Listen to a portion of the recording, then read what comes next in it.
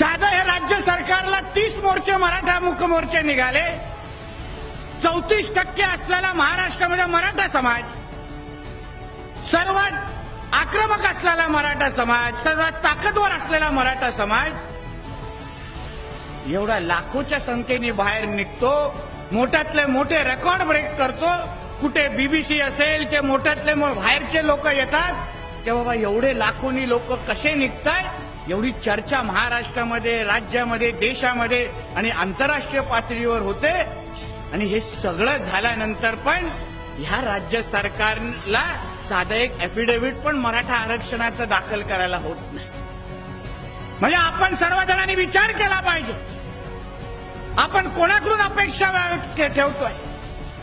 हे जे काही बसले राज्य सरकारमध्ये, ज्यांना आपण निवडून दिलं, सत्ता दिली, ज्यांच्याकडून आपण अपेक्षा ठेवतोय की हे एक दिवस आम्हाला मराठ्यांना आरक्षण देतील, आमच्या मुलांच्या तरुणांच्या 2 हाताला काम देतील, आमचं भविष्य बनवतील, ते साधं जेव्हा जेव्हा कोर्टामध्ये तारीख येते तेव्हा आपल्याला वस्तुस्थितीचं दर्शन जेव्हा होतं तेव्हा मराठा म्हणून आपण सर्वजणांनी विचार केला पाहिजे.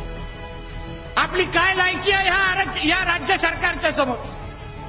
प्रत्येक जेव्हा कोर्टामध्ये तारीख येते तेव्हा लगेच ब्रेकिंग न्यूज खालती येते की राज्य सरकारने अजून मुदत मागितलेली. राज्य सरकारने साधा ऍफिडेव्हिट पण सादर केला नाही.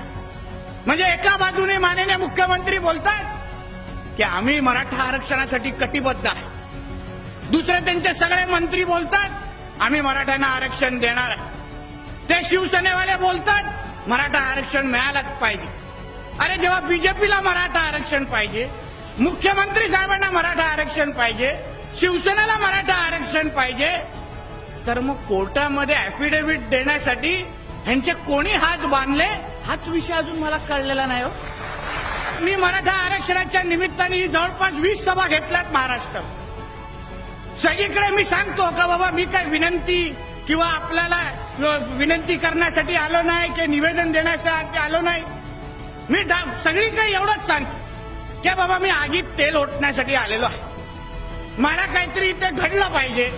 हे आता मुखमोर्चे म्हणून काय 30 मुखमोर्चे काढले तरी हे राज्य सरकारला अगर त्यांना कळत नसेल तरी हे लोकांना मराठ्यांची ताकद कळत नसेल तर आता मुखमोर्चे बस झाले.